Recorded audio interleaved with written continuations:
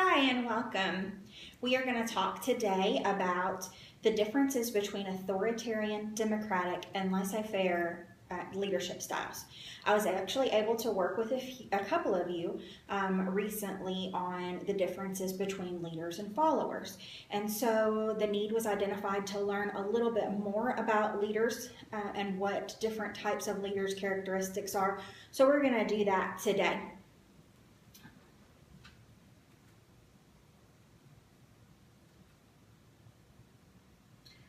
So before we begin talking about the specific differences between the different leadership types, let's talk a little bit about how this applies to you. Why do you need to know this anyway?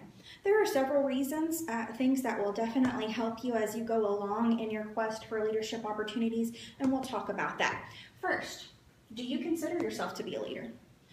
Like I said, a couple of you I worked with on what the difference between leadership and followership is, but I think that you'll find that leadership happens in everyday life. There are lots of situations. So I know a couple of you all are in management positions. Definitely you would be in a leadership role. There are people that are looking to you for direction, and so that's definitely a leadership role. But I'd like for you to think a little bit about what other areas might you find yourself in leadership situations with your children, with friends, in moral situations, lots of situations besides job arenas. So think about that as we go along. When I say, do you consider yourself a leader? Think about ways that you might find leadership important to you in your everyday life. Do you know the different styles of leadership?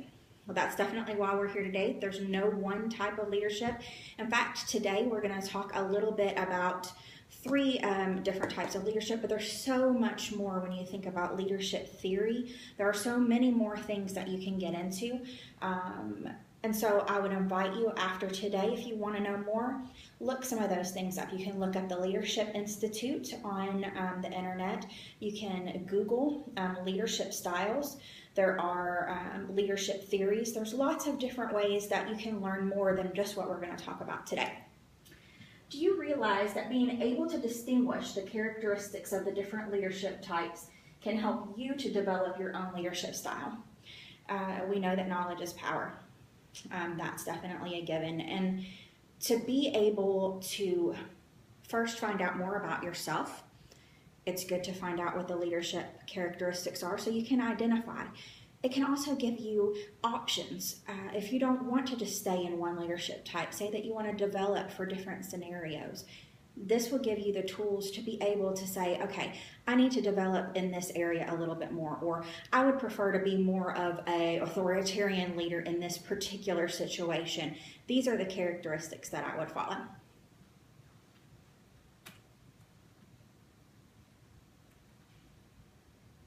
Okay. I'm not sure why this is not going easily. Leadership styles have specific characteristics and distinctions that differentiate themselves from one another. When you're thinking about a category in any area, leadership's no different. There's specific things, characteristics, or things that you can recognize that will help you to differentiate between the different leadership styles. Having the ability to distinguish the characteristics of each leadership style will help you to develop your own leadership style or to make decisions on what type of leader you would like to be. At the end of this instruction, you will be able to distinguish between authoritarian, democratic, and laissez-faire leadership styles. So what is authoritarian leadership? Let's start there. Our objectives for this particular portion are to, given scenarios and the characteristics of authoritarian leadership, learners will differentiate the characteristics of this type of leadership from other types of leadership. So as we finish this particular module, there's 3 sections here, you'll be able to decide what's authoritarian, what makes an authoritarian leader. First scenario. Jordan is ex-military. He was honorably discharged and is now a section leader for a security guard company. He prides himself on running a tight ship. He feels that if he allows any wiggle room with his supervisees, they will take advantage and slack off. He keeps this from happening by giving no-nonsense direct orders. Jordan makes all of the decisions that need to be made for his section. He tells his staff what to do, they do it, and things get done.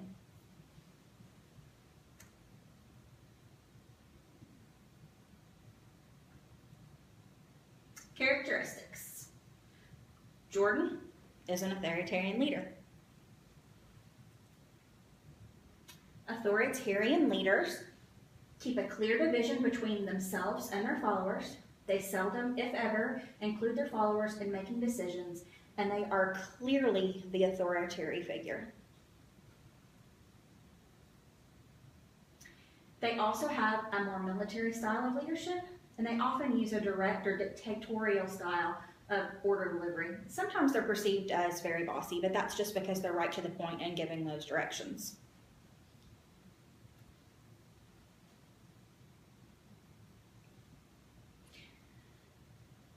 Here's an example of authoritarian leadership. Josh is a shift leader at local McDonald's. Josh generally uses a very direct, some would say bossy voice when giving his employees direction. He tells everyone exactly what to do, when to do it. Josh makes all of the decisions and lets everyone know what their jobs are. So he puts it out there. He's no nonsense. He makes sure that that division is there between him and his followers. Is Josh an authoritarian leader? Based on the characteristics I gave you? What do you think? Yes, Josh uses a direct, maybe bossy, delivery. He tells his staff exactly what to do, and then he doesn't get staff input when he makes decisions. He makes the decisions, he's the leader, he does it. Here's another practice for you. Christopher is the VP of his division at a nonprofit. Christopher is generally considered a micromanager. He keeps a close eye on what his staff are doing. He makes to-do lists, tells everyone what to do, has a very direct, no-nonsense style, and likes to make all of the decisions for the division by himself. He lets everyone know what they need to do.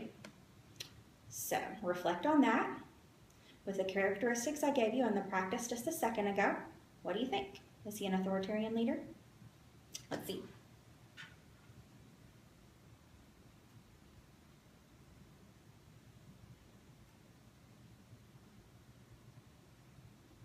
Yes, he is an authoritarian leader. Christopher uses a micromanaging style, tells everyone what to do, uses a no-nonsense delivery, and makes all of the decisions himself.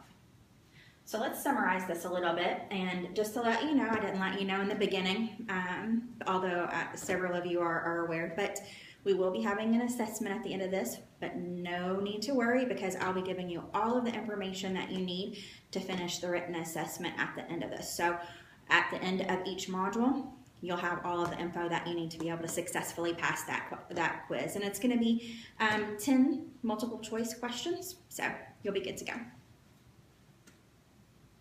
Authoritarian leaders have clear division between leaders and followers, have a very direct or dictatorial style of delivery, and make most decisions with little or no input from followers. They may ask a few questions, but at the end of the day, you know that they are the ones who are going to be making those decisions. They don't invite much input because they are the leaders and they know what needs to be done. So I've given you a couple of scenarios, but if you would reflect just a little bit, where are some areas that you think that authoritative leaders might be best suited? There are situations for everything. We talked about the military, direct, no nonsense. We talked about fast food situations, perhaps with a younger staff or staff that need more direction. Think about some other areas that you think that might work in. Okay, so we're going to talk a little bit about democratic leadership now.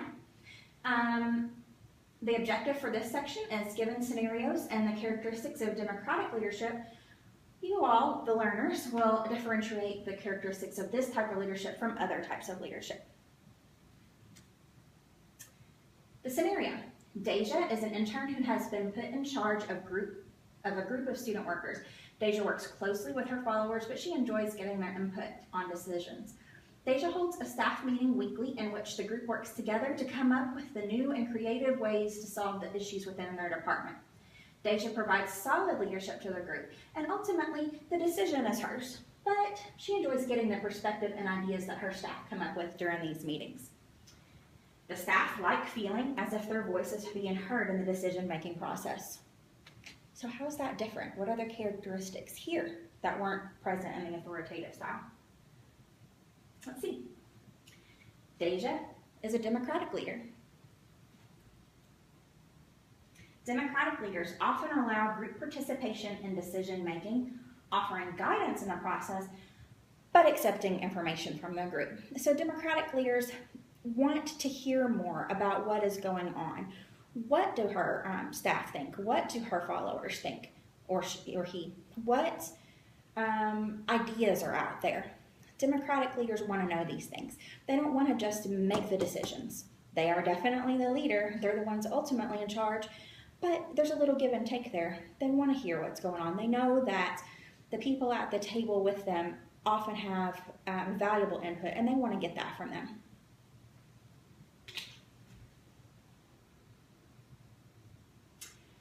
Democratic leaders use creative ideas and out-of-the-box thinking, like doing things differently than the way that it's always been done. How many times have you heard, this is the way we've always done it? Democratic leaders know that, okay, that might have worked in the past, but we've got new situations here, we've got new variables. Let's get some ideas about how we can do this a little bit differently so that we can be even more successful.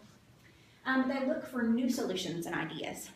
And that kind of comes back to the being around the table and bringing in those ideas. They know that they don't have all of the ideas themselves. We need more creativity, and they know that two heads are better than one.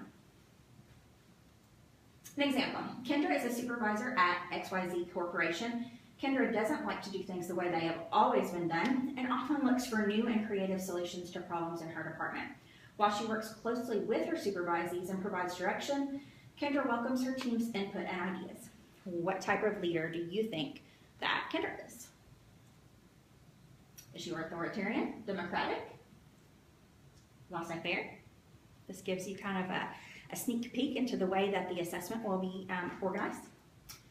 Kendra is a democratic leader, as evidenced by the characteristics of using creative solutions, looking for new ideas, and giving guidance, but accepting input from her followers. So definitely different characteristics from the authoritarian style. All right, you practice. Leslie is the project manager for a product line launch. Leslie works closely with her team and generally makes decisions through group decision making with her followers. What type of leader is she? What type of leader is Leslie? So we know about authoritarian, we know about democratic. What does this sound like? That's right, that's right. Leslie works with her team but uses group decision making. Leslie is definitely a democratic leader. She shows more characteristics of democratic style than at all of the authoritarian. So let's summarize the democratic portion of this. Democratic leadership often allows group input in decision making, gives guidance to followers, but also accepts suggestions. They use creativity and that out-of-the-box thinking, want to do things different than the way it's always been done. And they look for new solutions and ideas for problem solving. They know that being innovative is sometimes very important and that there could be new solutions out there that we've never even thought of before. Okay, and any questions about that module at all? Okay, we're going to move on to the laissez-faire, and this is the last module. Objective. Given scenarios and the characteristics of laissez-faire leadership, learners will differentiate the characteristics of this type of leadership from the other types of leadership that we've already discussed. Scenario. Trish is the department head of a group of highly skilled scientists at an acclaimed university. Trish feels that her group is more creative and does their best work when they are responsible for themselves and can do things their own way. Trish delegates assignments and then otherwise has very little involvement with the day-to-day tasks of her staff. She knows that they will come to her if they need something. Characteristics. Trish is a laissez-faire leader. Laissez-faire leaders delegate tasks to their group, typically have little to no involvement with the day-to-day working of their followers. Now, before we go on to the example, let's talk about this a little bit. Sometimes people that I've talked to about this topic think that laissez-faire leaders are just uninvolved and don't care. And that's not necessarily true. Like I said, there is a scenario or situation